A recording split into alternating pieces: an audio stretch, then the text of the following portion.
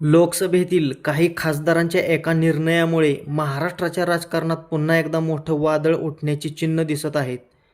काही दिवसांपासून सुरू असलेल्या चर्चेनंतर आता एक अशी कायदेशीर चाल खेळली गेली आहे, जी पुढे जाऊन अनेकांचे राजकीय समीकरण बदलू शकते. नेमकं कोणाला नोटीस पाठवण्यात आली, कोणत्या नियमांचा आधार घेतला गेला आणि याचा पुढचा परिणाम काय होऊ शकतो, संपूर्ण माहिती जाणून घेण्यासाठी हा व्हिडिओ शेवटपर्यंत पहा.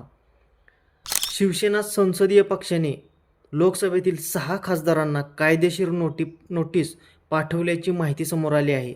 या नोटीसमध्ये भारतीय संविधानाच्या 10व्या अनुसूचीतील तरतुदींचा उल्लेख करत थेट दुसऱ्या पक्षात विलीन होण्याचा प्रयत्न घटनात्मकदृष्ट्या ग्राह्य धरला जाऊ शकत नसल्याचा दावा करण्यात आला आहे.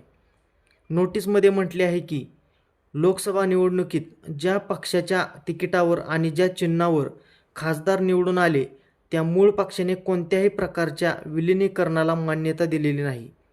त्यामुळे दुसऱ्या गटात जाण्याचा प्रयत्न कायदेशीर अडचणीत येऊ शकतो, असा युक्तिवाद करण्यात आला आहे.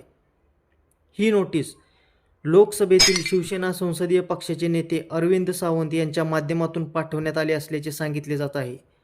संबंधित 6 खासदार संजय देशमुख, संजय जाधव, संजय दिना पाटील, नागेश पाटील आष्टीकर आणि ओमप्रकाश राजेनिंबाळकर, भाऊसाहेब वाकचौरे तसेच लोकसभा अध्यक्षांनाही याची प्रत देण्यात आल्याची माहिती समोर आली आहे.